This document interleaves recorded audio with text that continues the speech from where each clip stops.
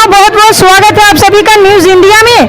और अभी तक आपने इस वीडियो को लाइक नहीं किया तो लाइक कर लीजिए, और चैनल पर नए हैं तो चैनल को सब्सक्राइब कर लीजिए, साथ में बेल आइकन भी प्रेस कर लीजिए और वीडियो को ज्यादा से ज्यादा शेयर कीजिए। और आप किस राज्य शहर से न्यूज को देख रहे हैं कमेंट में जरूर लिखें। तो चलिए बढ़ते हैं खबरों की ओर। जी आपको बता दें कि दिल्ली के रामलीला मैदान में कांग्रेस की महंगाई के खिलाफ हल्ला बोल रैली हुई है। रैली की शुरुआत में ही राहुल गांधी ने कहा है कि देश में नफरत फैलाई जा रही है।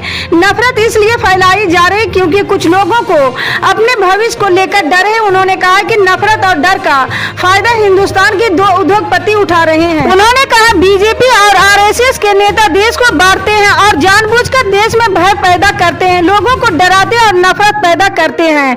सवाल उठता है कि किसके लिए करते हैं और क्यों करते हैं। इस नफरत का फायदा किसको मिल रहा है? क्या इसका फायदा हिंदुस्तान के गरीब लोगों को मिल रहा है? मजदूर और छोटे दुकानदार को मोदी जी की सरकार ने क्या फायदा दिया है? पूरा का पूरा फायदा डर नफरत का फायदा हिंदुस्तान के दो उद्योगपति उठा रहे हैं। वहीं महंगाई के खिलाफ रामलीला मैदान में रैली को लेकर कांग्रेस नेता रणदीप सिंह सुरजेवाला ने भी ट्वीट किया है। उन्होंने लिखा है कि बढ़ती महंगाई की मार से बेबस और लाचार जनता को निजात दिलाने के लिए आज गूंगी बहरी बीजेपी सरकार के खिलाफ कांग्रेस जनों की हुंकार है। जी आपको बता दें कि उत्तर प्रदेश की योगी आदित्यनाथ सरकार ने मदरसों की शिक्षा व्यवस्था को लेकर राज्य के सभी जिला अधिकारियों को सर्वे कराने के निर्देश दिए हैं। यूपी में गैर मान्यता प्राप्त मदरसों का सर्वे होगा और उसके बाद रिपोर्ट प्रशासन को सौंपी जाएगी। वहीं जमीयत उलमाए हिंद के अध्यक्ष मौलाना महमूद मदनी ने मदरसों के सर्वे का विरोध करने के लिए 6 सितंबर को बैठक बुलाई। उन्होंने कहा कि सरकार मदरसों को बर्बाद करने का प्लान बना चुकी है। मदरसों के सर्वे के विरोध में महमूद मदनी ने मंगलवार को बैठक बुलाई है। इसमें यूपी के बड़े मदरसों से जुड़े लोग शामिल होंगे। ये सभी लोग गैर सरकारी इमदाद से मदरसे चलाने वाले हैं। सरकारी ऐलान के बाद महमूद मदनी के साथ बैठक करने के बाद आगे की रणनीति तैयार की जाएगी। जी आपको बता दें कि प्रधानमंत्री नरेंद्र मोदी सोमवार को शिक्षक दिवस के अवसर पर राष्ट्रीय शिक्षक पुरस्कार 2022 के विजेताओं से मुलाकात करेंगे। प्रधानमंत्री कार्यालय ने एक बयान जारी कर ये जानकारी दी है। पीएमओ के बयान के मुताबिक शिक्षकों को राष्ट्रीय पुरस्कार प्रदान करने का उद्देश्य देश के उन बेहतरीन शिक्षकों के अद्वितीय योगदान का उत्सव मनाना और उनका सम्मान करना है, जिन्होंने अपनी प्रतिबद्धता और कड़ी मेहनत से न केवल स्कूली शिक्षक की गुणवत्ता में सुधार किया है बल्कि अपने छात्राओं के जीवन को भी समृद्ध किया। प्रधानमंत्री कार्यालय ने कहा कि शिक्षक दिवस के अवसर पर प्रधानमंत्री नरेंद्र मोदी राष्ट्रीय शिक्षक पुरस्कार 2022 के विजेताओं के साथ 5 सितंबर 2022 को शाम 4:30 बजे नई दिल्ली में 7 लोक कल्याण मार्ग पर स्थित अपने सरकारी आवास पर मुलाकात करेंगे।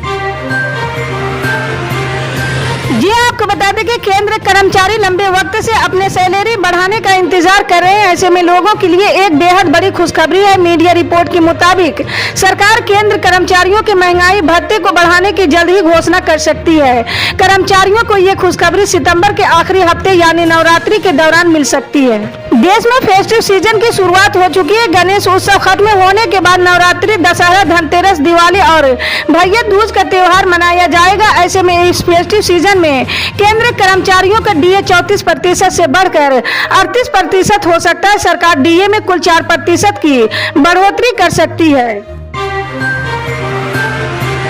जी आपको बता दें कि जनता दल यूनाइटेड के राष्ट्रीय अध्यक्ष राजीव रंजन सिंह बिहार के बीजेपी नेता और सांसद सुशील मोदी पर मणिपुर में जेडीयू विधायकों के बीजेपी में शामिल होने के मुद्दे पर लगातार हमले कर रहे हैं। आज उन्होंने एक वीडियो के जरिए सुशील मोदी, पीएम नरेंद्र मोदी और बीजेपी पर तीखे प्रहार किए हैं। उन्होंने कहा कि बीजेपी की सारी कार्रवाइयां हताशा की परिचायक हैं। राजीव रंजन सिंह ने कहा, सुशील जी, लगता है आप कुछ ज्यादा ही व्याकुल हैं और व्याकुलता में गलत सलत बात भी बोल देते हैं।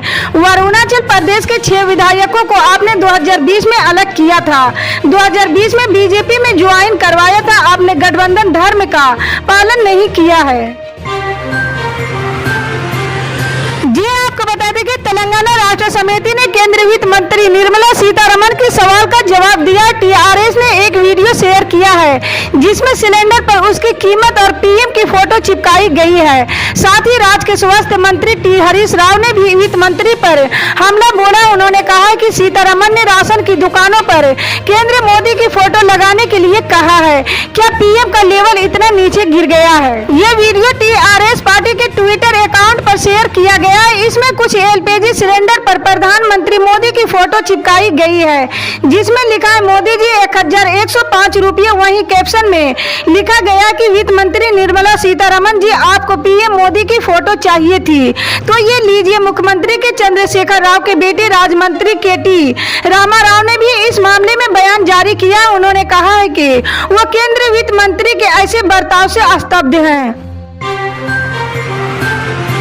जी आपको बता दें कि केंद्र शासित प्रदेश जम्मू कश्मीर में विधानसभा सीटों का परमिशन हो चुका है। परमिशन के बाद विधानसभा चुनाव की सुगबुगाहट तेज हो चुकी है। इन सुगबुगाहटों के बीच जम्मू कश्मीर के मुख्य निर्वाचन अधिकारी के गैर स्थानीय नागरिकों को भी मतदाता सूची में शामिल करने संबंधी बयान पर सियासी घमासान मच गया था। नेशनल कॉन्फ्रेंस के फारूक अब्दुल्ला ने सर्वदलीय बैठक बुला ली थी। अब चुनाव आयोग ने भी सर्वदलीय बैठक बुला ली है। जानकारी के मुताबिक जम्मू और कश्मीर के मुख्य निर्वाचन अधिकारी हृदय कुमार ने सोमवार यानी कि 5 सितंबर को सर्वदलीय बैठक बुलाई है। मुख्य चुनाव अधिकारी ने शाम 4 बजे से सर्वदलीय बैठक बुलाई। बताया जा रहा है कि इस बैठक में मतदाता सूची के पुनरीक्षण पर चर्चा होगी। जी आपको बता दें कि बांग्लादेश के प्रधानमंत्री शेख हसीना 5 सितंबर को भारत की 4 दिवसीय यात्रा पर आ रही है। इसके पहले उन्होंने रोहिंग्या मुसलमानों को उनके देश के लिए एक चुनौती बताया। उन्होंने कहा कि ये देश के लिए बहुत बड़ा बोझ है और उन्हें लगता है कि इस मुद्दे का समाधान निकालने में भारत एक बड़ी भूमिका निभा सकता है। शेख हसीना ने कहा कि बांग्लादेश में 1 लाख से ऊपर रोहिंग्या मुसलमान हैं। सब जानते हैं कि हमारे लिए ये एक बहुत बड़ा बोझ है। भारत एक बड़ा देश है, आप इन्हें समायोजित कर सकते हैं। हम सिर्फ आपकी बात नहीं कर रहे हैं, अंतर्राष्ट्रीय समुदाय और पड़ोसी देशों से बात कर रहे हैं। वो कुछ कदम उठाएं जिससे कि रोहिंग्या मुसलमान वापस अपने देश जा सकें। जी आपको बता दें कि कुछ दिन पहले दिल्ली विधानसभा में जो कुछ भी हुआ था उसका कल रांची की विधानसभा में उसका एक्शन रिप्ले किया जाएगा। झारखंड के मुख्यमंत्री हेमंत सोरेन विधानसभा में दिल्ली की तर्ज पर विश्वास प्रस्ताव पेश करेंगे। इस विश्वास प्रस्ताव में जिस तरह से दिल्ली के मुख्यमंत्री की जीत हुई थी उसी तरह से उन्हें भी जीतने की उम्मीद है। दोनों मुख्यमंत्रियों का मकसद भी एक ही है, बीजेपी को रणनीतिक रूप से बेनकाब करना है। दोनों राज्यों में सत्ताधारी पार्टियों की सरकारों पर कोई खतरा नहीं था क्योंकि दोनों के पास स्पष्ट बहुमत है। इसलिए ये विश्वास प्रस्ताव सिर्फ खानपूर्ति प्रतीत होता है।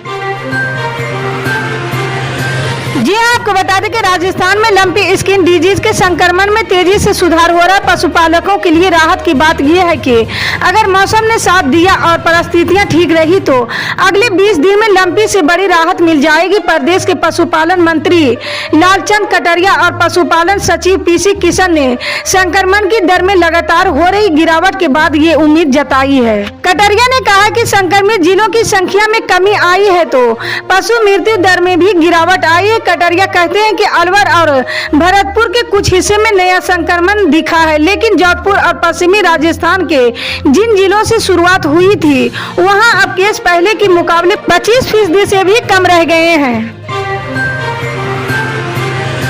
जी आपको बता दें कि बिहार, झारखंड, उत्तर प्रदेश और मध्य प्रदेश में रविवार को भारी बारिश का अलर्ट है। बिहार के सीतामढ़ी, अररिया और किशनगंज में भारी बारिश की चेतावनी जारी की गई। राज्य के दक्षिण हिस्सों में हल्की बारिश की संभावना है। झारखंड की राजधानी रांची और आसपास के इलाके में 7 सितंबर तक रुक रुक कर हल्की बारिश और मध्यम बारिश होने की उम्मीद है।